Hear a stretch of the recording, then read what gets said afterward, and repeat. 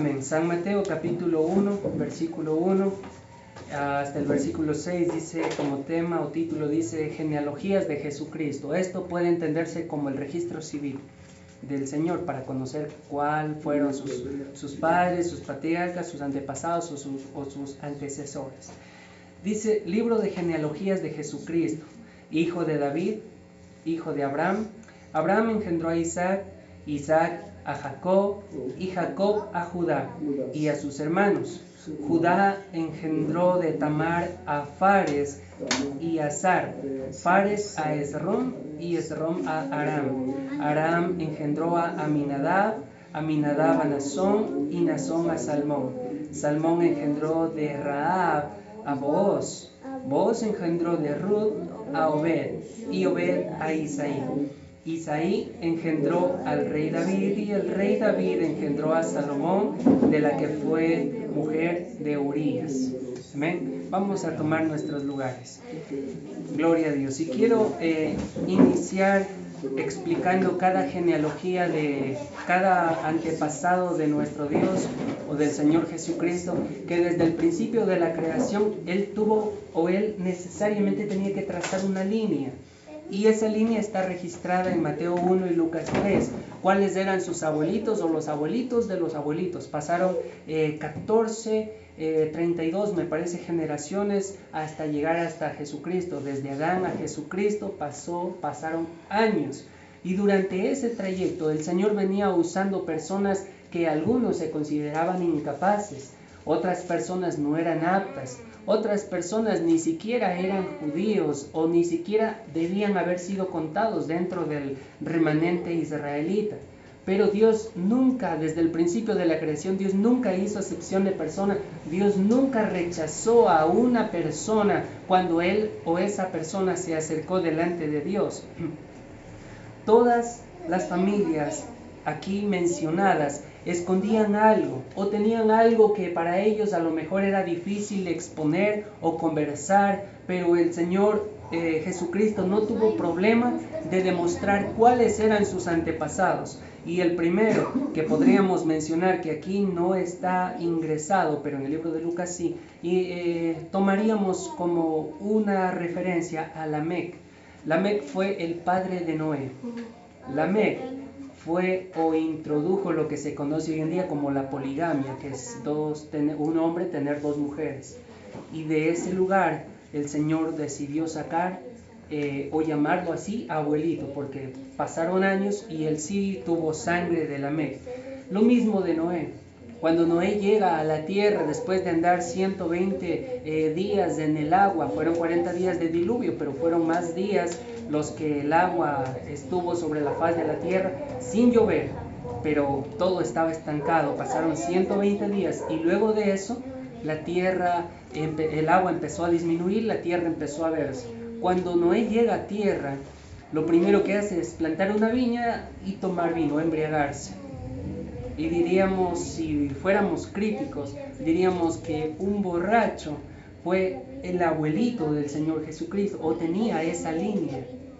¿Sí? Una persona que a lo mejor no estaba dentro de las capacidades como para ser tomado en cuenta para una línea perfecta de Dios, porque sabemos que Jesucristo era Dios, y si Él era Dios, pienso que a lo mejor tenía que tomar algunas personas que eran aptas, capaces y a lo mejor bien usadas o bien reconocidas, pero no, el Señor decidió tomar personas que estaban un poco criticadas o mal usadas o estaban en problemas o estaban teniendo cosas que a escondidas delante de nosotros no es bueno si fuésemos jueces. Noé se embriaga. Lot, cuando Dios decide destruir Sodoma y Gomorra, fueron 2 ángeles que llegaron hasta Sodoma y Gomorra y las personas de ese lugar querían acostarse con esos hombres y eran capaces de tumbar la puerta, y cuando Lot sale lo primero que dice es no los topen, no hagan nada malo con ellos, mejor les doy a mis 2 hijas, ellas no han conocido hombre, vayan y hagan con ellas lo que quieran, pero a estos 2 hombres no les hagan nada. Tal vez las hijas pudieron haber dicho, ¿qué clase de papá que tenemos? Quizá, no sé.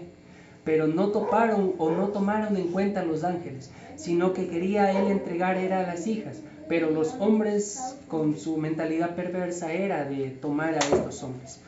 Luego de Lot, su tío fue Abraham. Abraham, cuando tuvo su hijo Isaac, tuvo un deseo ansioso, un favoritismo por Isaac. Por Ismael también fue su hijo, pero no tenía mucho como para Isaac. Cuando ellos van a Egipto, a Sara, su esposa, le dice, si alguien de Egipto dice, ¿quién eres tú? Tú vas a decir que eres mi hermana, porque aquí eres una mujer muy linda y no vaya a ser que por tu belleza a mí me vayan a matar. Entonces cuando viene el general le dice, ¿quién es ella? Bueno, es que es mi hermana. Entonces la voy a tomar como esposa y se la lleva. Y luego se la regresa. Bueno, es una historia muy bonita. Después de Abraham pasan varios años. Josué llega a la tierra de Jericó y una mujer en la parte de arriba que tenía el oficio más antiguo del mundo, que sigue persistiendo hasta el día de hoy, estaba cuidando o guardó a 2 hombres para que no los mataran. Ella era Rahab. Rahab era una prostituta, y de ahí sacó el Señor una genealogía. Y ella no era judía, ella era de otra tribu. De Rahab, continuando, podemos tomar en cuenta también a Isaac. Isaac hizo pasar a su esposa también como una hermana para que no la mataran. Judá tuvo un hijo con su nuera, su nuera se llamaba Tamar, con su nuera. Y aún en eso él no se había dado cuenta hasta después que se lo habían revelado que su nuera estaba embarazada, ¿sí? Una historia muy larga, muy bonita también. Luego de Judá, muchos años más adelante, llegamos a Betsabé, donde una mujer sin darse cuenta, entre comillas, sube su ducha a la parte de arriba, a la terraza, se quita totalmente la ropa sin darse cuenta, a lo mejor que habían personas con casas más grandes que podían estarla viendo. La Biblia dice que ella se bañaba en la parte de arriba y totalmente desnuda. Mientras el salmista David estaba en el palacio real, tal vez componiendo un salmo o acomodando un himno, tal vez orando a Dios, pidiendo alguna revelación para escribir un salmo, mientras él está concentrado haciendo eso, a lo mejor se descuida, sale al balcón y se da cuenta que en la parte de abajo hay una mujer que está totalmente desnuda y es como estarle seduciendo. David abre paso a ese adulterio, y aparte de cometer adulterio, también manda matar al general del ejército, que era el esposo de esta mujer. Y sin embargo, el rey David es considerado como el hombre que tenía el corazón de Dios, y no porque Dios sea pecador o porque David haya cometido pecados que a lo mejor nadie había cometido, no, sino que él sabía llegar ante la presencia de Dios con un corazón sincero y arrepentido. Y todas estas familias tenían algo que exponer, algo que contar, algo malo oculto, algo totalmente desagradable tal vez ante la sociedad, de buen nombre, para decir, no, es que tuvo un hijo que fracasó, o una hija que falló, o esto de aquí o lo de acá, y esto y un poco de cosas. Pero así como el Señor no tuvo problema para acoger a cada una de estas familias que han cometido muchos errores y muchos pecados, de la misma manera Dios puede usarnos a cada uno de nosotros, porque Él no hace excepción de persona, y para Dios tampoco hay cosa imposible. Amén. Lo que necesitamos es creerle a Dios. La Biblia es clara. Aquí nos dice que Judá engendró de Tamar a Fares, y si consultamos en la Biblia, Tamar era su nuera. Más adelante podemos mirar que Salmón engendró de Rahab a Booz. ¿Quién era Rahab? Rahab era una prostituta. Booz engendró de Ruth a Obed. ¿Quién era Ruth? Era una moabita, que antes de estar casada con Malón o Kelión, uno de estos hombres, ella servía delante de Quemos, allá en un lugar, ofrecía incienso a una estatua, y ella era totalmente distinta a una creencia judía. Pero de ahí el Señor decidió sacar una genealogía, porque ella se arrepintió, reconoció y cambió su vida delante de Dios, y Dios encontró agrado en la vida de ella. Amén. Luego de Rahab, luego de Booz, de Ruth engendró a Obed, Obed a Isaí engendró al rey David. El rey David no fue el más querido entre sus hermanos. También fue rechazado, incluso cuando el profeta Samuel llega hasta la casa, dice, vengo a ungir a uno de tus hijos. El papá lo primero que hace es sacar a su hijo más preparado, el más educado, el más fuerte, el más musculoso. La Biblia lo describe claramente que como ese hombre no había fallas. Era un hombre capaz, fuerte, tenía inteligencia, era un hombre de guerra, estaba totalmente preparado. Pero Dios dijo, no mires a la estatura, ni su hermosura, ni su capacidad, no mires nada de eso, porque su corazón no es recto y yo lo desecho. Al final, después de 7 hijos, llega David, el último de los pastores, ya que a lo mejor ni siquiera iba a ser tomado en cuenta. Ahí llega el rey David y fue rey delante de Dios conforme al corazón de Dios. David engendró a Salomón, y algunos conocen a Salomón o a lo mejor escucharon a Salomón. Salomón tenía una colección de mujeres, que fueron en total como 1000 mujeres, 700 concubinas y 300 esposas. Y todos estos hombres, aunque alcanzaron un gran nombre ante la sociedad, también alcanzaron un buen nombre delante de Dios. Y así como estos hombres imperfectos, así como cada uno de estos hombres y mujeres imperfectos, con fallas y todo, también nosotros hemos tenido fallas delante de Dios en otros tiempos. También nosotros sabíamos mentir, también nosotros hemos robado un esfero, un borrador. También eso se llama robar. No es solamente dinero, sino todo lo que nosotros no nos pertenece, eso también se llama robar. Y de ese lugar el Señor nos ha sacado hoy en día, porque Él no hace excepción de persona. A cada uno de nosotros nos recibe y nos toma a todos por igual, porque no es nuestra capacidad, no es nuestra mentalidad, no es nuestro conocimiento, sino que es la bondad y la misericordia de Dios que tiene para cada uno de nosotros, porque Dios es bueno. Amén. Gloria al Señor. Aleluya. Y la genealogía sigue, hombres y mujeres. En cuanto a matrimonios, hubieron matrimonios que eran totalmente difíciles y complicados de tratar. Adán, y su reclamo es la mujer que me diste, o la esposa que me diste. Después de Adán, Séfora, la esposa de Moisés, llega una noche y le grita al esposo y le dice, bueno, tú me eres un esposo de sangre. Y nunca más se vuelve a mencionar a Séfora en la Biblia. Una sola vez, después de que se levantó la voz, no sé qué hizo, pero después de esa no se vuelve a escuchar de Séfora, más bien de otras esposas de Moisés, pero no de Séfora. Cuando Job está inclinado allá en su cama, ni siquiera en su cama, en un lugar allá lleno de ceniza y de escombro, llega la mujer o la esposa de él y le dice, maldice a tu Dios y muérete ya. ¿Sí?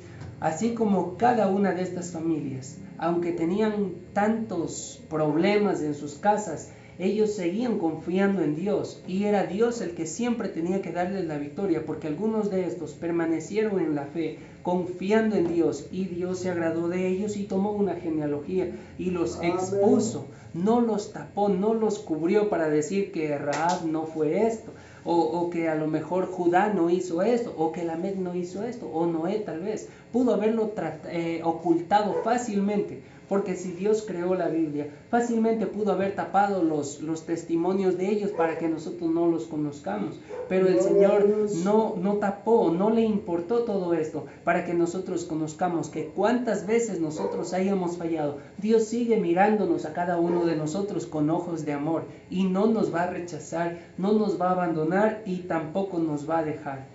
Amén. Gloria al Señor Jesucristo. Cuando el Señor Jesús estuvo aquí en la tierra, lo mismo. Cada una de las personas que podían haberlo conocido al Señor, en el libro de Juan 1:46, el Señor está caminando en un lugar lleno de judíos, y se presenta ante un hombre y le dice, ¿y dónde está tu hermano? Mi hermano dice, está por allá debajo de un árbol. Dice, anda y llámalo y dile, vente, que el Mesías ha llegado. Cuando él va, el hermano se acerca donde la otra persona y le dice, vente, hay un hombre que tiene tanta sabiduría, está lleno de conocimiento, está haciendo un poco de milagros, y es un hombre que viene de Nazaret. El hermano le dice, versículo 46, Natanael le dijo, ¿de Nazaret puede salir algo bueno? Le dijo Felipe, ven y ve. A veces, después de todo lo que hayamos hecho malo, la incapacidad, la falta de conocimiento, la falta de sabiduría, la falta de la ciencia de Dios, podemos decir que a lo mejor no somos aptos o no somos capaces o no estamos como preparados para llegar a la presencia de Dios. Y hay algunas personas que podrán decir, pero ¿de ese lugar puede salir algo bueno? Cuando yo salí al ministerio, yo también escuché lo mismo que decían, ¿de esa familia puede salir algo bueno? ¿O de él puede salir algo bueno?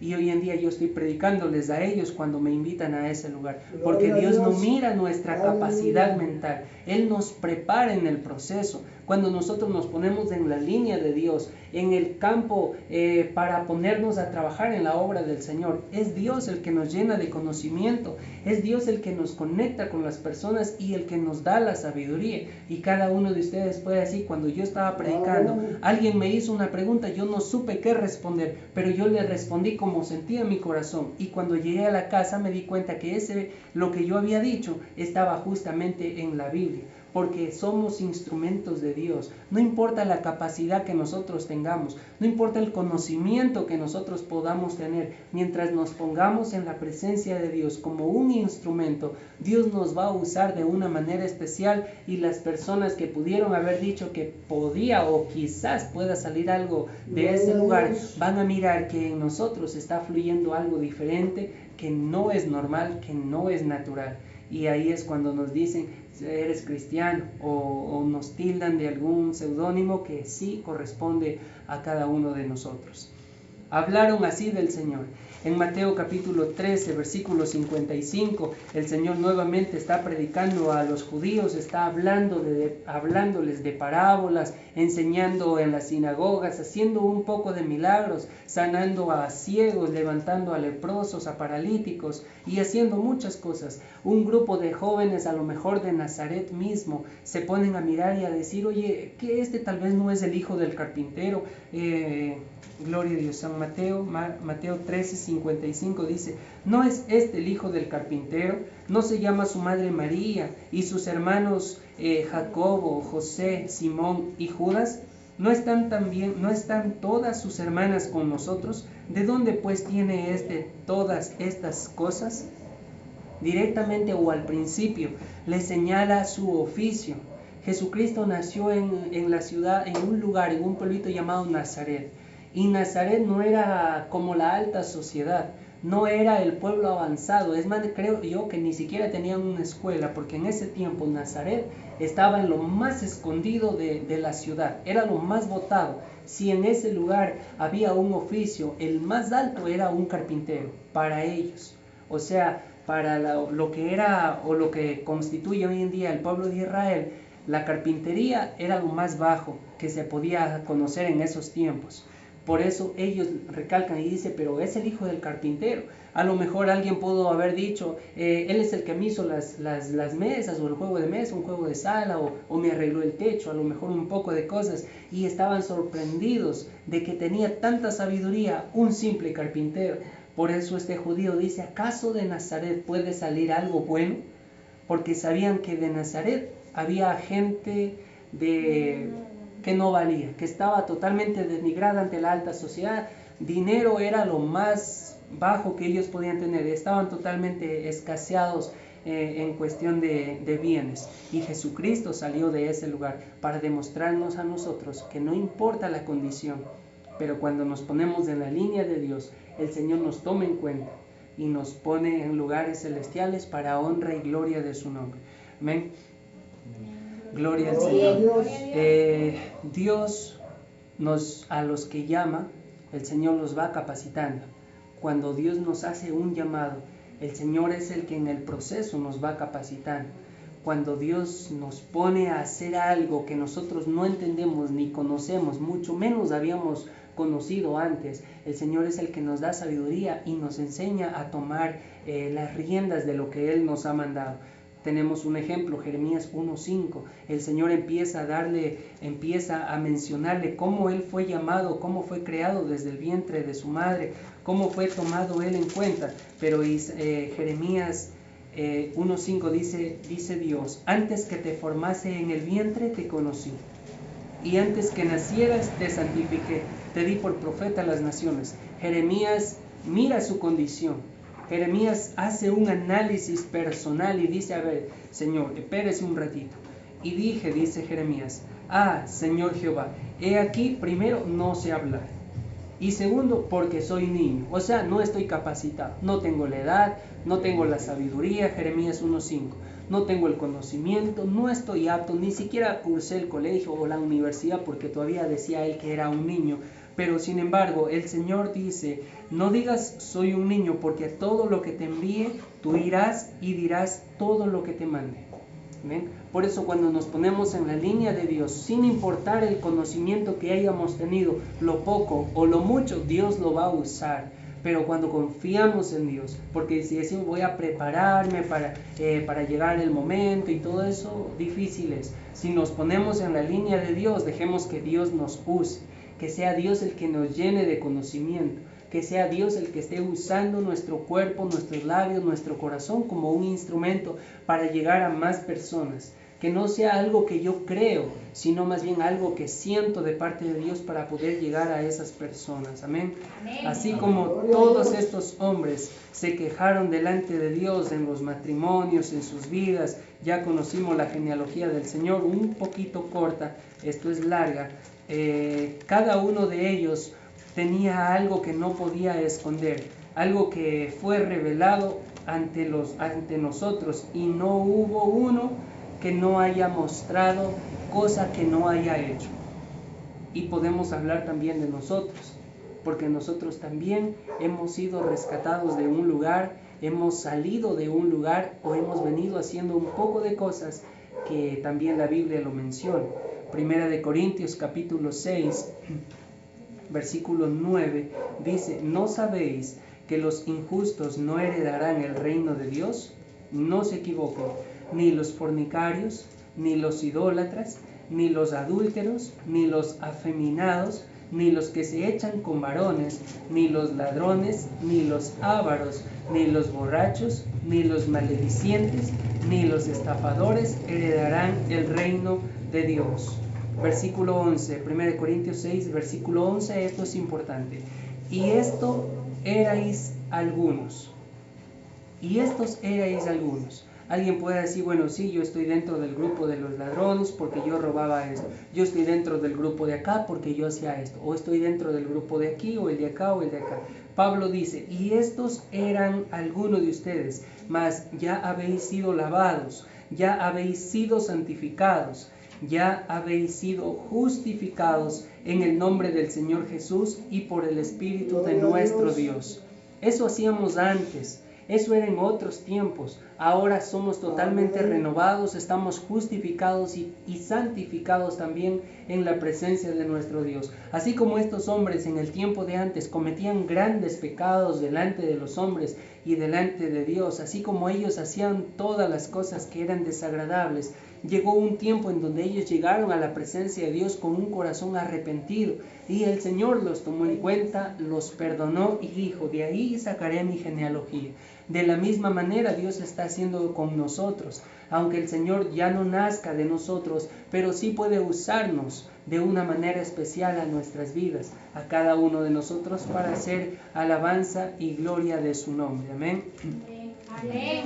Gloria a Dios. También 1 de Corintios capítulo 1 versículo 26 dice el Señor, pues mirad, hermanos, vuestra vocación, que no sois muchos sabios según la carne. Y esto es lo que decía, no estoy capacitado, no estoy apto, no estoy preparado, no estoy listo. Y aquí Pablo le dice, que no sois muchos sabios según la carne, ni muchos poderosos, ni muchos nobles. Versículo 27 es lo importante que va para nosotros, para tenerlo en cuenta.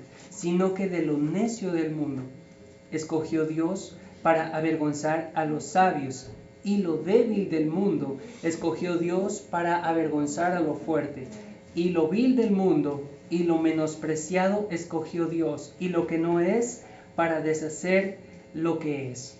Lo que no servía, lo más bajo de la tierra, Dios lo usa para avergonzar a lo fuerte.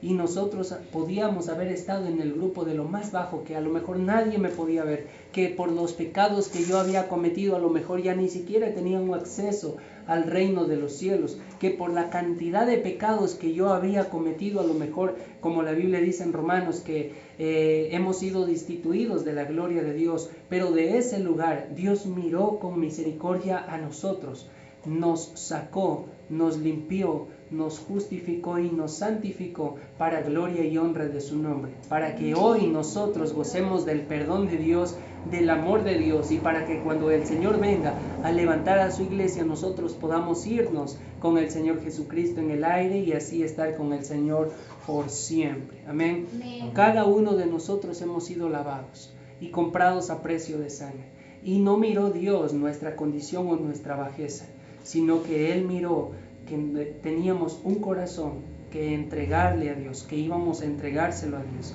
Y cuando lo hicimos, el Señor se apoderó de nuestro corazón y va a empezar a trabajar cuando nosotros nos pongamos en la línea de Dios y le digamos: Señor, necesito que tú hagas algo especial en mi vida. Y Dios lo va a usar. Dios lo usa de varias maneras, porque no es nuestro conocimiento, no son los méritos que nosotros podamos hacer delante de Dios, no es nuestra capacidad o nuestro conocimiento. Todo esto se llama gracia. Y ese es el tema de esta noche. No es mérito, no es mi conocimiento, no es mi sabiduría, no es mi esfuerzo ni mi sacrificio, no es mi estudio ni mi capacidad intelectual, no es nada de todo esto. Todo esto se llama gracia. Amén. Un regalo no merecido, un regalo que no lo merecíamos. Eso es la gracia de Dios. El salmista David vio la gracia de Dios, vio el perdón de Dios, vio la bondad de Dios, vio que en su infinita misericordia Dios estaba lleno de amor, y él, inspirado por el perdón de Dios, escribe este salmo. Salmos 27:13 dice: hubiese yo desmayado si no creyese que veré la bondad de Jehová en la tierra de los vivientes. El salmista David se da cuenta de la magnitud de los pecados que había acumulado, había amontonado y había cometido. Pero en ese lugar el salmista David sigue pensando y sintiendo que si él no se hubiese dado cuenta del gran poder o de la bondad o del amor de Dios, él hubiese desmayado. Inspirado y movido a eso escribe: hubiese yo desmayado si no creyese que veré la bondad de Jehová en la tierra de los vivientes. Amén. Jeremías también dice en el libro de Lamentaciones 3, 22 y 23, dice: por la misericordia de Jehová no hemos sido consumidos, porque nunca decayeron sus misericordias, nuevas son cada mañana. Todo esto no es por mis méritos, sino por la gracia de Dios, por la misericordia de Dios. 1 Timoteo 1:15 dice: Jesucristo vino a este mundo para salvar a los pecadores del castigo que se merecían, de los cuales yo soy el primero, dice Pablo. Jesucristo vino a este mundo para limpiar, para salvar a los pecadores del pecado que ellos se lo merecían, pero el Señor los sacó, los restauró, los salvó. Y Pablo dice: de los cuales yo soy el primero, porque Pablo era un asesino y perseguidor de la iglesia. Dios tuvo misericordia, no hizo acepción de persona, sino que lo tomó y lo hizo uno de los suyos, porque Dios es bueno. Amén. No es nuestra capacidad, nuestra intelectualidad, nuestro conocimiento, nuestra sabiduría o nuestro gran saber. Es importante saber, es importante conocer, pero todo esto no nos lleva a la presencia de Dios.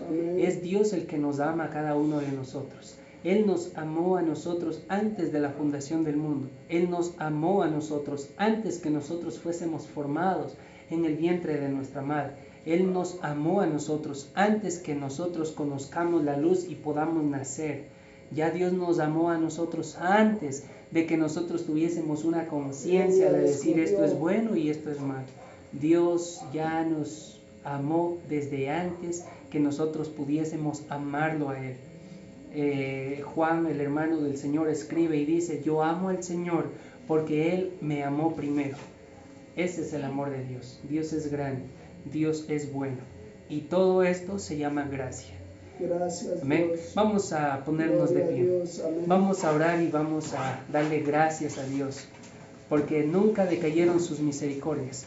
A lo mejor alguien puede decir, por la cantidad de pecados yo tuve que ser sido sentenciado. Si nos fuéramos a juicio, tendríamos que padecer años de cárcel y todo eso, pero el Señor decidió que ninguno de nosotros pasáramos o que sufriéramos, sino que nos perdonó, nos limpió y dijo, de aquí en adelante, una nueva mente, un nuevo vestido, un nuevo pensamiento, un nuevo corazón. Las cosas viejas pasaron, he aquí todas son hechas nuevas. Amén. Entonces vamos a orar dándole gracias a Dios por la misericordia que Él ha tenido con cada uno de nosotros. Amén. Señor Jesús, te damos gracias, Padre Celestial, en esta noche por tu palabra, Señor, sobre nuestras vidas. Gracias, Señor, por tu bondad y tu misericordia, Señor Jesús.